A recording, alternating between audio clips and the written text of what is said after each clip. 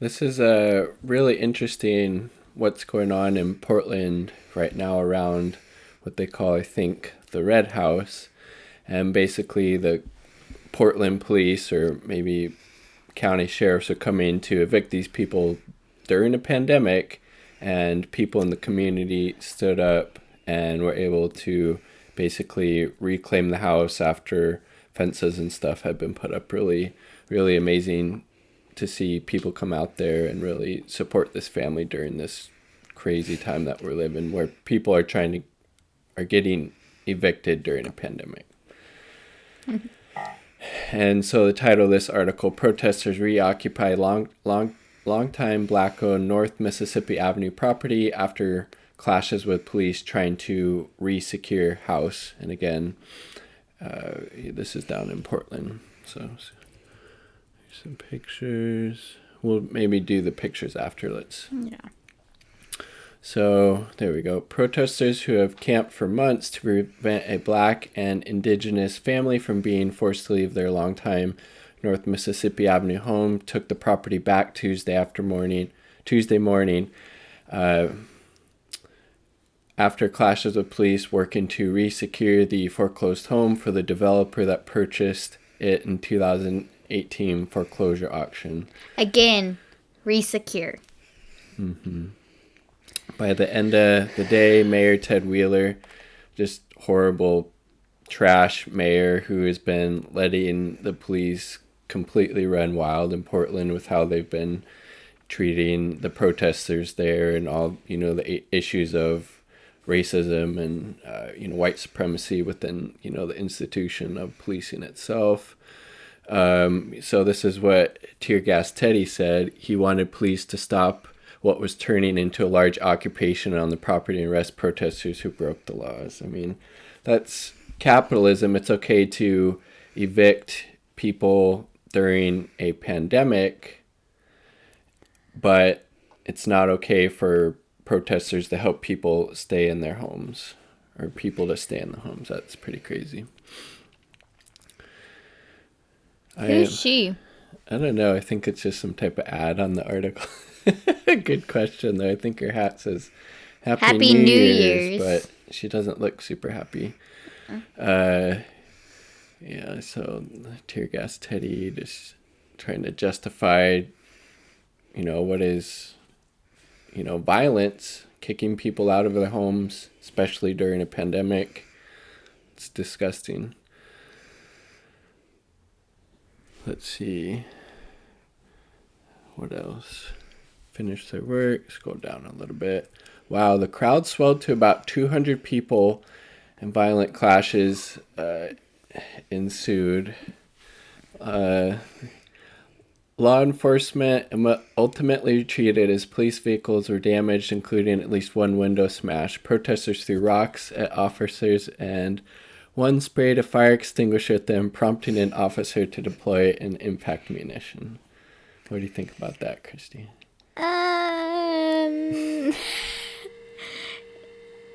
It's interesting. It is very interesting, yes.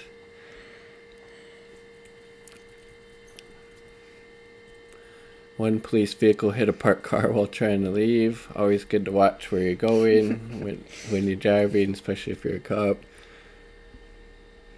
Here we go. I like this. So yeah, you want to highlight this part? Thank you. Just that paragraph.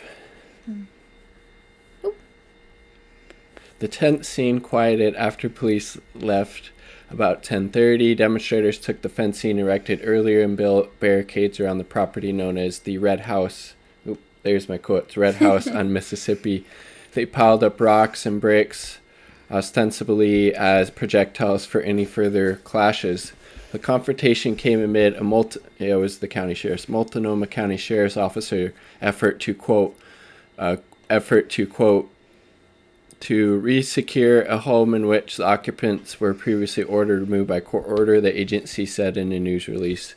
Jim Mindaw, a spokesperson for Wheeler, said the mayor's office is actively talking with the Portland Police Bureau about the best way to respond to the situation. I would say by trying to violently evict these people during a pandemic, these, especially, people of color, there's already another layer of violence that they, face from police in this society, and then do it during a pandemic. It's disgusting. That is, housing is a human right, or at least it should be treated that way, in my opinion. That is just like so wrong to do.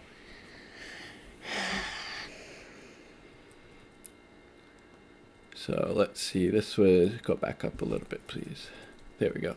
Deputy Police Chief Chris Davis said Tuesday evening that the Bureau plans a measured response, but offered no details. Yep, right there.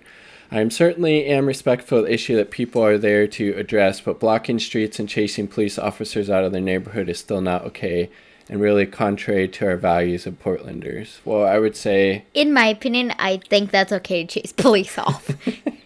Especially if they're doing that to people. Mm-hmm.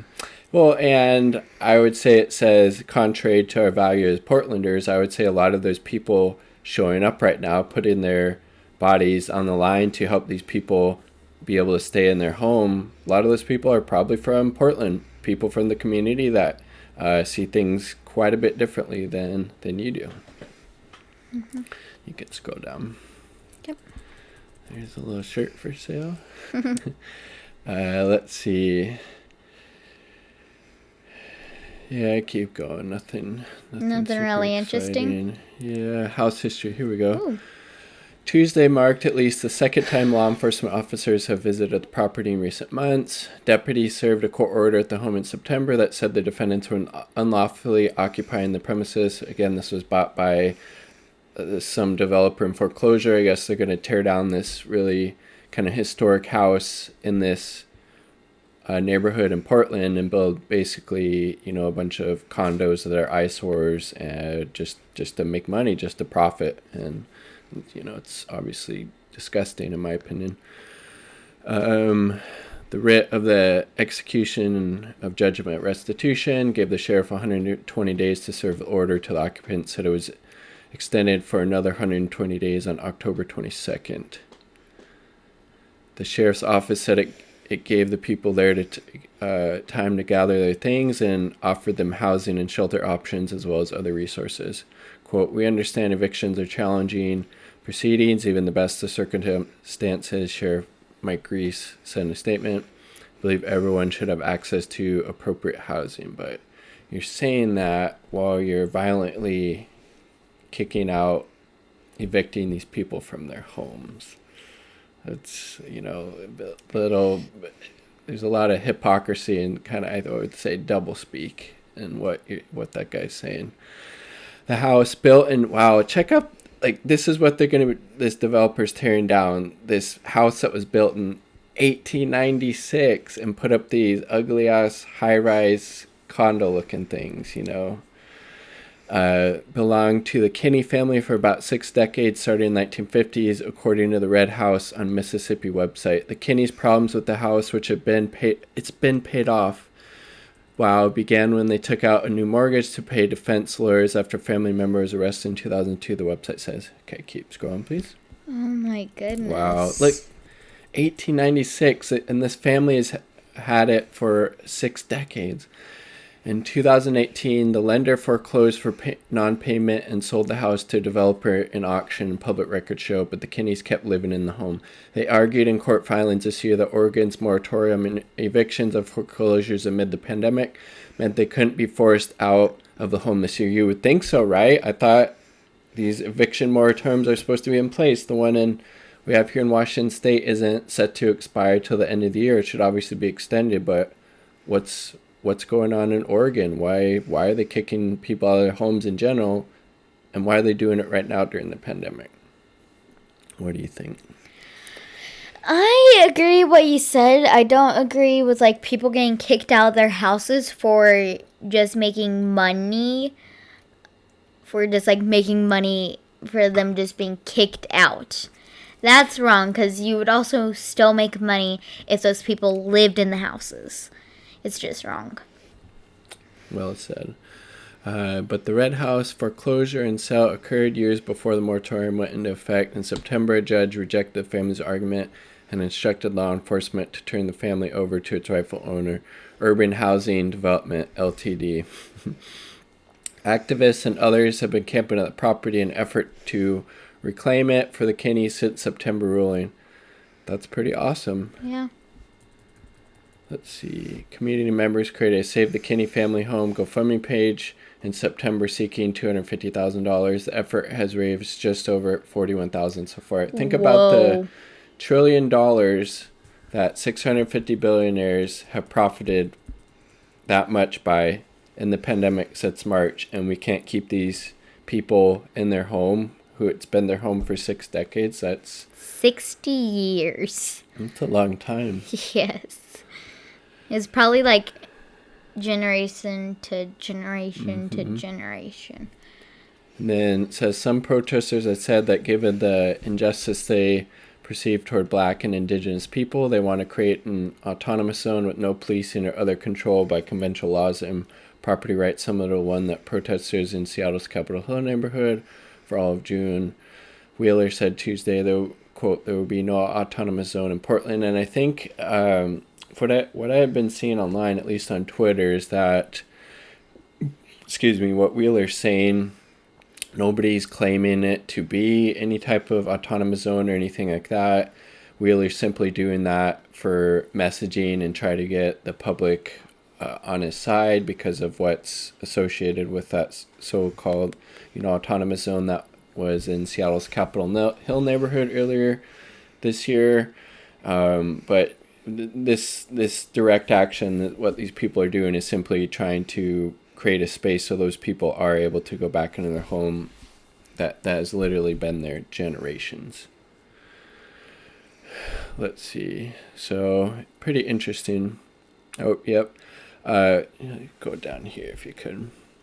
The area in which the house is located, which is historically was a black residential neighborhood. Here we go. Exactly. Then you have this, layer of, kind of racial capitalism. This black residential neighborhood has gentrified in the past 2 decades and become predominantly mixed-use retail and residential with the addition of larger-scale condominiums. Just how gross. Tearing down these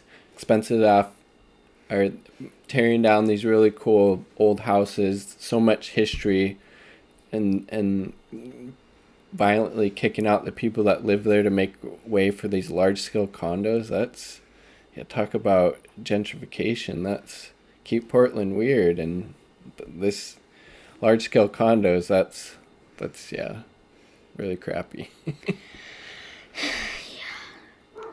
And that's the article. Let's go up to the top because I think there are some pictures maybe. Yeah. Neighbor's dog on their fence caught on there. Maybe. That was a pretty long article. Yeah, definitely. Okay. Yeah, so then click on that. And then go down a bit. There we go. And then I think you should just be able to scroll. Yeah. There we go. There's just that Police one. protesters clash. Okay, keep going. The amazing thing is that even, in my opinion, African American, Native American people, even not those people, still participate with Native American stuff. It's really amazing. That's just wrong. I like how that woman is. At least 7 protesters were arrested. That's not. I mean, those. You gotta give it up to those people really willing to put their body and lives on the line to. Yeah, do this for these people. Fight for justice. For housing in this case. I wonder what that says. Good question. So there's some of those. Looks like trashy ass condos going up in the background. Yeah. Just wrong. There's somebody getting arrested. Yeah. And someone else. Just wrong.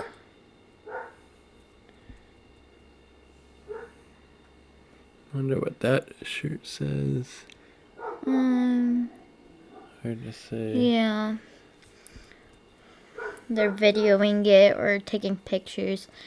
Somebody else is getting arrested.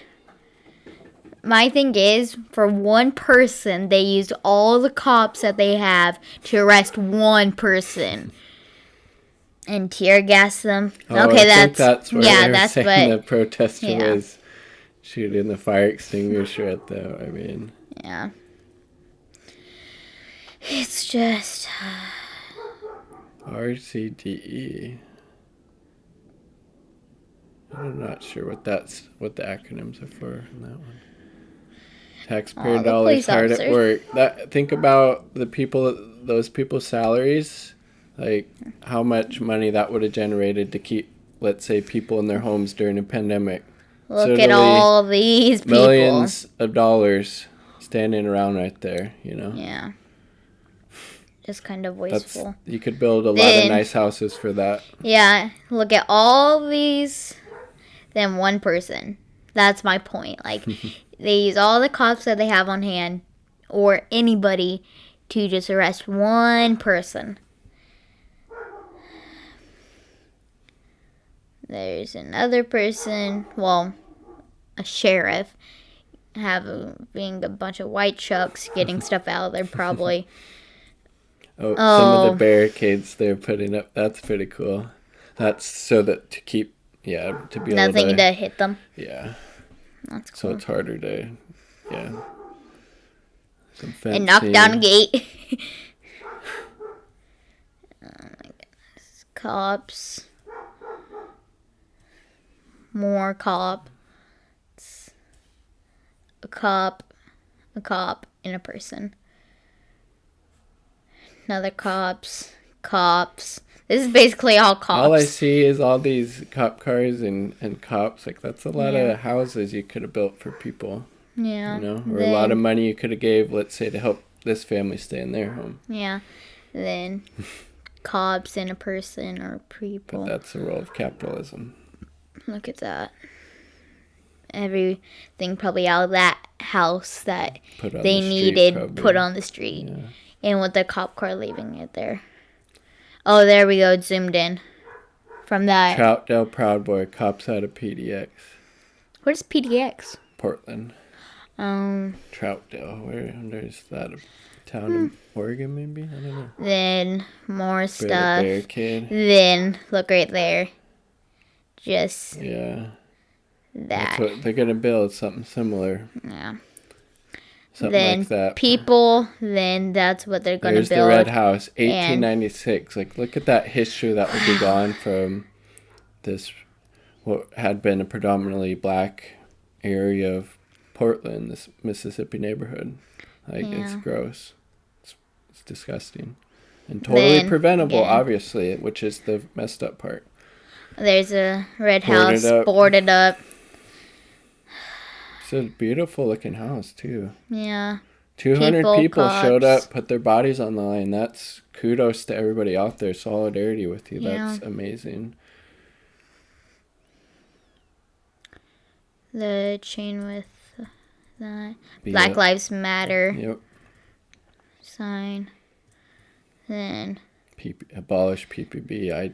What does that even mean? They're wanting to abolish the Portland Police Bureau. The Portland Police Department is what those folks are wanting to do there. Again, the same picture. Barricade. That's a cop taking it down. Try to see what's going on. There's the Red House. You see the barricade right there. Yeah. Then more. It's impressive. And they've largely done this all non-violently from what I can tell. Like, that's amazing. Then that. I think that was the last one, but I mean, it was really disgusting to see those people get kicked out of the home, especially after learning about the backstory of this Red House and this Kenny family, Keeney, I believe is their last name, and how they've been there 60 years, multiple generations, getting kicked out during a pandemic, but then the community stepping up in this case and really, just reclaiming it for them, at least for the time being, and that's really powerful and amazing to see. All right. Peace. Okay, peace. Ah. Bye. So stop, hit that black button.